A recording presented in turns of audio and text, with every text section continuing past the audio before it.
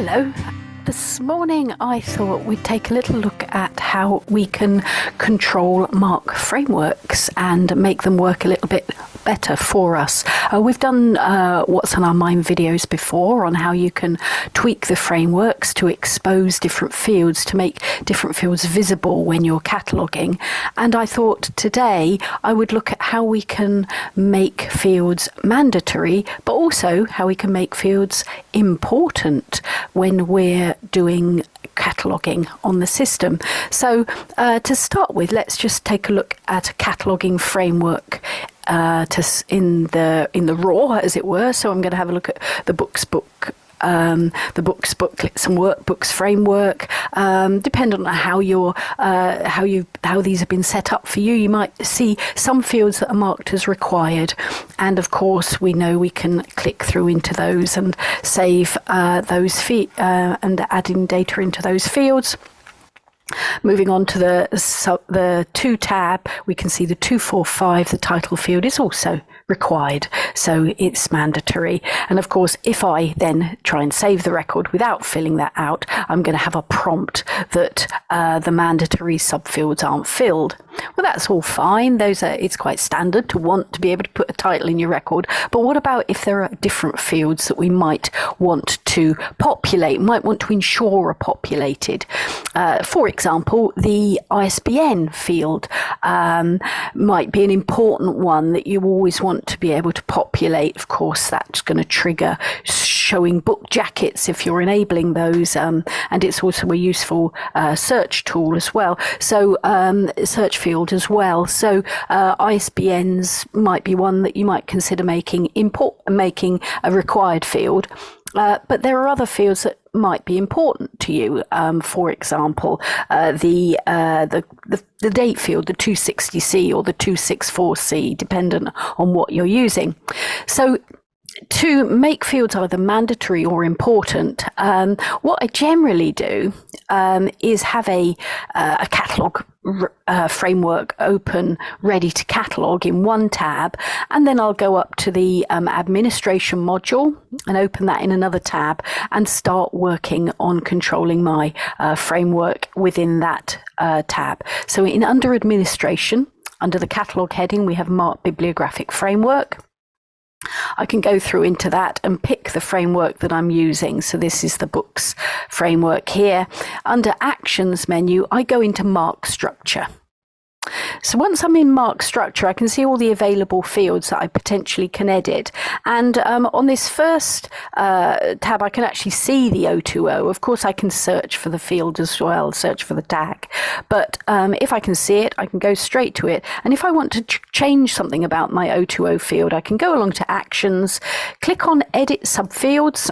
And within there, I can see my available subfields, some of which may or may not be exposed in the editor. They may not be visible. But I know the subfield A is a visible field. Here it is. We can see it's visible in the editor. But we've got some elements under this basic constraints section that allow us to make a field mandatory. And to make a field mandatory, I simply tick the tick box and save my changes for that 020. I mentioned making a field important. It works in a slightly different way to being mandatory, and we'll see how both of those behave in a few moments when we create the record once we've made these framework changes.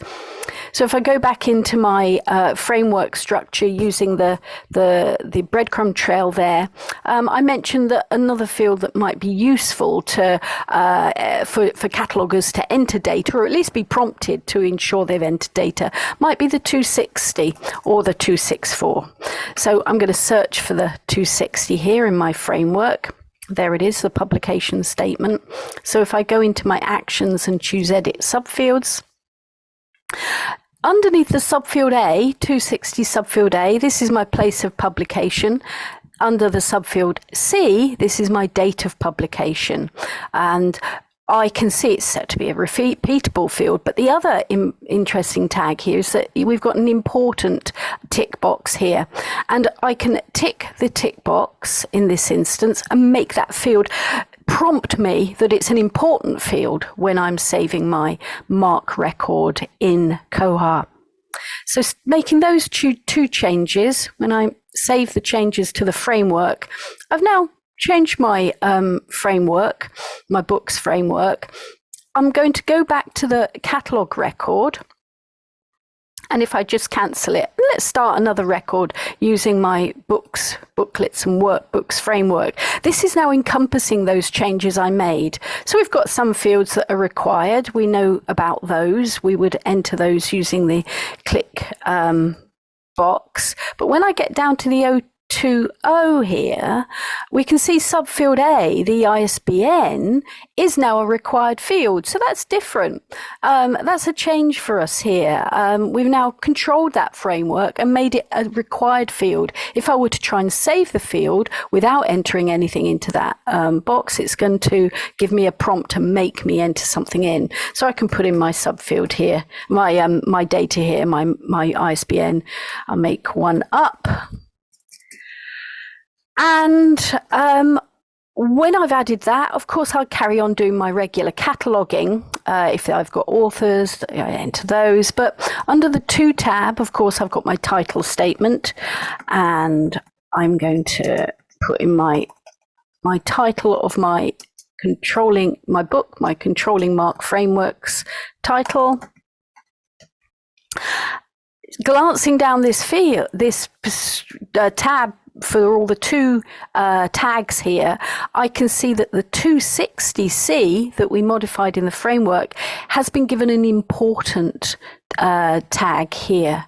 And when I come and save this record, because I can save it from this point with very minimal marked data, depending on what I've got as required fields and what I need to catalogue. When I click on save, I get this little prompt. Your important fields are not filled. Are you sure you want to save? So it's given me a prompt. It will let me save the record without entering something in the important, something that's been a field that's been designated as important, but it doesn't restrict me from saving that field. So what I'm going to do is put in a date. So let's put in 2022. So as long as I've put in a date it won't prompt the message that it is important, but it would allow me to save the record without putting in the date if it's a field is marked as important. So it can be quite useful just as acts as a prompt to your cataloguing team. So I can save the record, and I've now got my add item form as you'd expect. And if I look at the normal view, of course, it's just a bibliographic record as we expect. It's got my publication details, ISBN, which was mandatory, publication details, which was just set to be important. So I didn't have to put in that year element if I didn't want to at that stage. But of course, frameworks control what we see in Koha in other ways. And when we get to add an item to that record, the framework that you've picked also controls the fields that appear on the add item screen. And that means they also control fields that appear that are mandatory on this item screen. So, for example, we can see here that the shelving location is not a mandatory field. The item type is not a mandatory field. And when you're adding new stock to the record, it can be really good to make these mandatory so that you're triggered to set your item type. It's triggered to set your shelving location. So in the Mark framework administration side of things, we can control the mandatory, these fields to be mandatory in the framework itself. So again, going back to my tab here, in the Mark framework structure for the books framework, I'm currently on the 260, but what I need to do is go out to my books framework and look for the 952 tab, because the 952 tag is the one that controls your location and item information in Koha. And if I go into my actions and choose edit subfields, what we have are all the subfields that make up the items field on the on Koha. So we can see when we do add item, we've got things like not for loan, collection code, home library, shelving location. And these correspond to the 952 within the framework. So if I want to make some of those item fields mandatory, I use exactly the same process as for a bibliographic tag. I want to make the shelving location mandatory, so I can go into subfield C here, shelving location, and select mandatory. I also want to make the item type mandatory, so I can go into subfield Y and make that mandatory here. And when I save my changes, if I go back to my framework here, all I can do is just refresh here and it should reflect those changes. So the moment I refresh that screen, I've got the shelving location is now mandatory, marked as required, and also the item type is marked as required. Really useful to be able to be prompted to enter in those values and ensure that you're, when you're adding new items to the catalogue, you're putting the correct values next to them. So I might change that to be the appropriate item type and add the item. So that was just to show you how you can potentially make fields, whether they're bibliographic tags or whether they are tags that relate to the item record, mandatory and or important on the on Koha in the administration side of things. So hopefully you found that a little bit useful. Thanks very much for listening. Bye.